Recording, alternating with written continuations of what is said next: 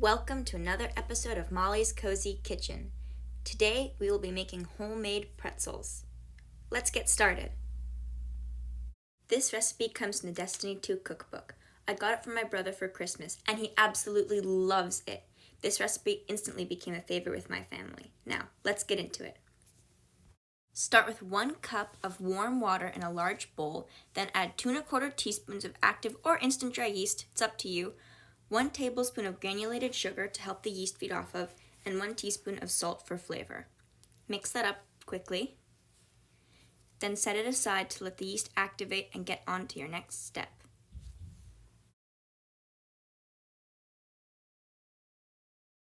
Alright, now in a slightly smaller bowl, combine 3 cups of all-purpose flour, or half all-purpose flour and half bread flour, and diastatic malt powder. The malt powder is optional, but it gives the pretzels a better color once they bake.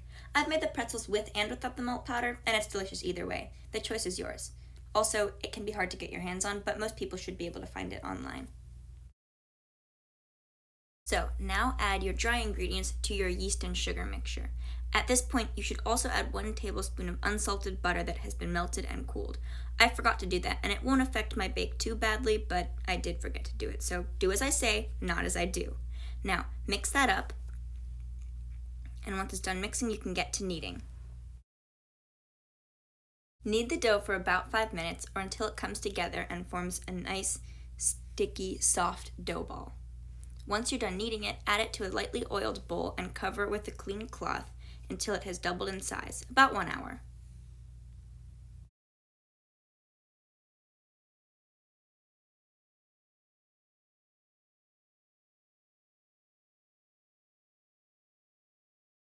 If the dough starts sticking to your work surface and your hands, you can add more flour as necessary. As you can see, I needed to do that because my dough is very sticky and I didn't want it to get everywhere. This is fine if it happens.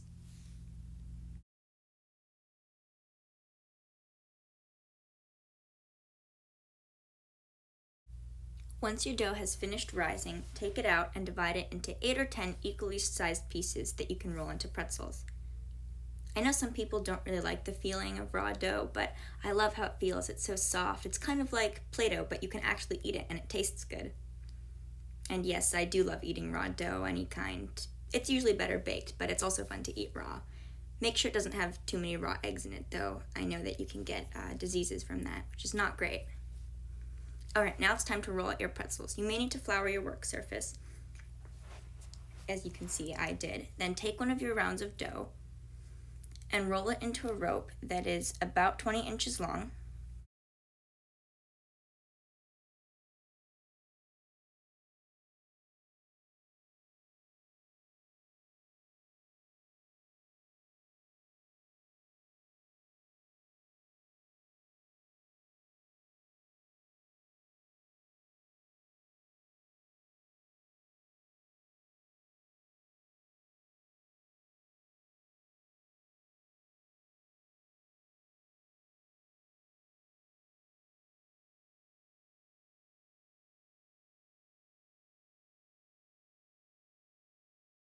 Alright, now is the hardest part, getting them into the pretzel shape. Form the pretzels into a U, then cross the ends over each other, like so.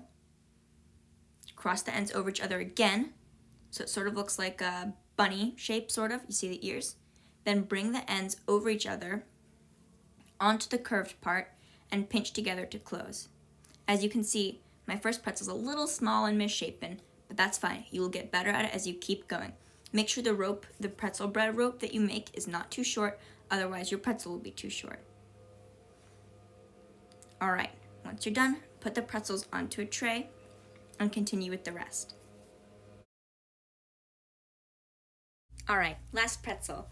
You know, rolling pretzels and rolling any kind of dough really, it's its own workout. My arms were so tired after doing this.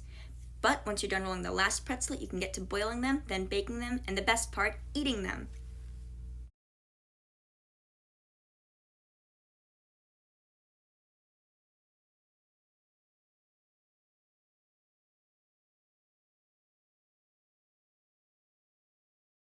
Alright, now we need to make a water bath to boil our pretzels in. To do that, you'll need to combine 2 quarts of water and 1/2 cup of baking soda in a large saucepan. Then, bring it to a boil over medium-high heat. This took a while because I was watching the whole time, and as you know, a watched pot never boils.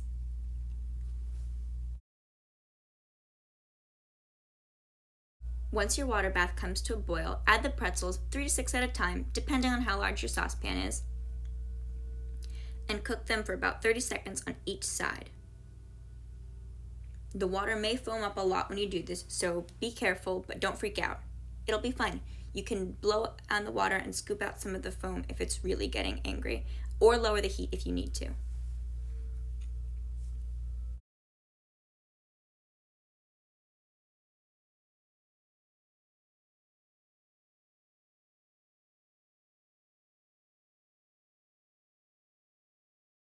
I think it's really fun watching the water bubble up and boil. It feels like a witch's brew. I think that's really fun, but it might seem a little scary. Don't worry. Once the pretzels are done boiling, take them out of the water and put them back on the parchment sheet. If they're too wet, you can use a paper towel or a clean cloth to blot them off. Now it's time to get them ready to go in the oven. Make an egg wash that consists of 1 egg and 1 tablespoon of water, well beaten, and use a pastry brush to brush it onto all of the pretzels. Make sure the pretzels have cooled a little bit before you do it so that you don't get scrambled eggs on your pretzels. Once you have all the pretzels coated with egg mixture, take your favorite toppings. I like salt, but my brother likes everything bagel mix, which you can buy or you can make by mixing sesame seeds, black sesame seeds, onion, garlic, and poppy seeds, and of course salt. And sprinkle that on your pretzels. You can also make sweet pretzels by sprinkling them with cinnamon sugar. I know that's really popular.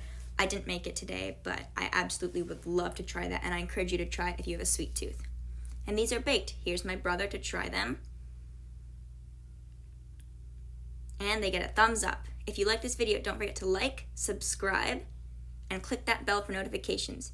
If you want the recipes, check out mollyscozykitchen.com. Thank you for watching.